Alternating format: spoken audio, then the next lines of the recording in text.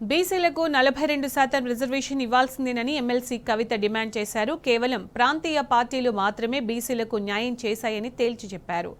జనాభా లెక్కలు చేస్తున్నప్పుడే కుల గణన కూడా చేయాలని బీజేపీని డిమాండ్ చేశారు. బీసీలకు 42% రిజర్వేషన్ ఏ విధంగా ఇస్తారో లోటుపాట్లు లేకుండా చెప్పాలన్నారు. మేమెంతో మాకంత రిజర్వేషన్ ఇవ్వాలని డిమాండ్ చేశారు.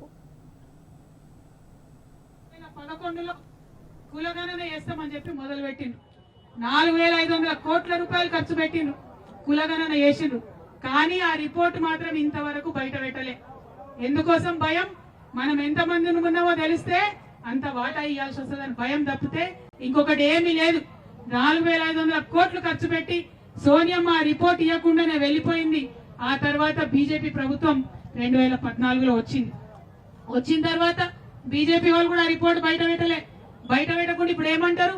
బాజాప్తా ఓపెన్ గా చెప్తున్నారు బీజేపీ నాయకులు, మేము కులగణనకు వ్యతిరేకం, మేము కులగణన చెయ్యము అని చెప్తా ఉన్నారు. ఇవాళ అట్లా అని చెప్పి సుప్రీంకోర్టులో కూడా వాళ్ళు అఫిడవిట్ వేసింది. ఈ భారతదేశంలో బీసీలకు న్యాయం చేసినంటే అది కేవలం ప్రాంతీయ పార్టీలు మాత్రమే. మరి వాళ్ళ ఈ బీసీ మహాసభ వేదిక ద్వారా భారతీయ జనతా పార్టీని మేము మొదటి డిమాండ్ చేస్తా ఉన్నాం. అదేంటంటే ఇప్పుడు సెన్సస్ చేస్తున్నారు, జనాభా లెక్కలు చేస్తున్నారు. ఈ సంవత్సరంలో 2025లో తప్పకుండా దాంట్లో కులగణన చేయవలసిందిగా భారతీయ జనతా పార్టీని నేను డిమాండ్ చేస్తా ఉన్నా. రేవంత్ రెడ్డి గారు ప్రభుత్వం మనకి ఏం చెప్పింది? ఎన్నికలలో ఏం హామీ ఇచ్చిండ్రు? 42% రిజర్వేషన్ ఇచ్చినాకనే లోకల్ బాడీ ఎన్నికలకు పోతామన్నారు. ఇక్కడ ఒకసారి మనందరం ఆలోచన చేయాలి. ఎన్నికల్లో హామీ ఇచ్చేటప్పుడు తెలియదా ఎట్లా చేయాలనో? 42% ఉట్టిగానే హామీ ఇచ్చేస్తారా? అంటే ప్రజలకు ఏది పడుతుంది చెప్పి తర్వాత సంగతి తర్వాత చూడాలనుకున్నారా? మీరు 42% ఇవ్వాలని చెప్పినప్పుడే మీకు తెలుసు. ఏం తెలుసు మీకు?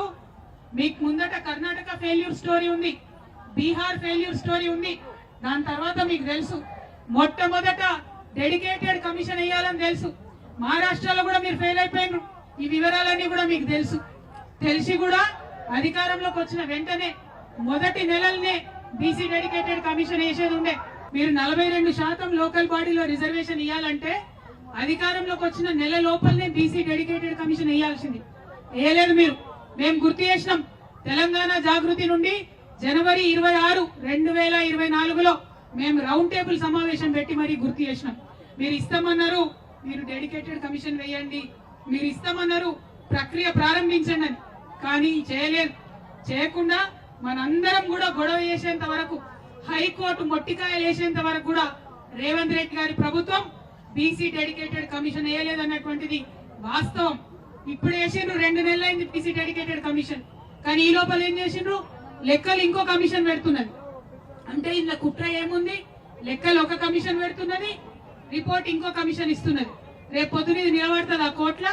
ఇవాళ అందుకే పెట్టినాం బీసీ మహాసభ. ఉట్టిగా పెట్టలే, మాకు తెలియక పెట్టలే. కాంగ్రెస్ నాయకులు నన్ను అడుగుతున్నారు, ఎందుకు మాట్లాడుతున్నావు అని. నేను తెలంగాణ ఉద్యమం నుంచి వచ్చినటువంటి వ్యక్తిని. సందర్భోచితంగా మాత్రమే మాట్లాడతా. ఇవాళ సందర్భం ఉన్నది. ఈ సందర్భం మిస్ అయిన తర్వాత, లోకల్ బాడీ ఎన్నికలు అయిపోయిన తర్వాత అప్పుడు మాట్లాడితే ఏమంటారు? కవితమ్మ ఎందుకు మాట్లాడలే ముందు అంటారు. అందుకే ఇప్పుడు మాట్లాడుతున్నాం. ఇవాళ మీరు జవాబు చెప్పాల్సిందే. 42% ఏ విధంగా రిజర్వేషన్లు ఇస్తారో ఆ ప్రక్రియలో లోటుపాట్లు లేకుండా ప్రభుత్వం చేయాల్సిందే అని చెప్పి మేము కోరుతా ఉన్నాం. లెక్క తేలిన తర్వాత మేమెంతుంటే మాకంత రిజర్వేషన్ ఇచ్చి లోకల్ బాడీ ఎన్నికలకు వెళ్ళాలని చెప్పి ఈ సందర్భంగా నేను డిమాండ్ చేస్తా ఉన్నాను. సావిత్రిబాయి పూలే జయంతి అఫీషియల్ గా చేయాలని రాత్రి పూట మరి ప్రభుత్వం నిర్ణయం తీసుకున్నదట. అవునా కాదా? ఇది డెఫినెట్ గా మన విజయమే. నేను చెప్తా ఉన్నా, కదులుతున్నాయి చెంగు పట్టిన ప్రభుత్వం రథ చక్రాలు కదులుతున్నాయి. తప్పకుండా రానున్నాయి. మన బహుజనులందరూ కూడా మంచి రోజులు రానున్నాయి.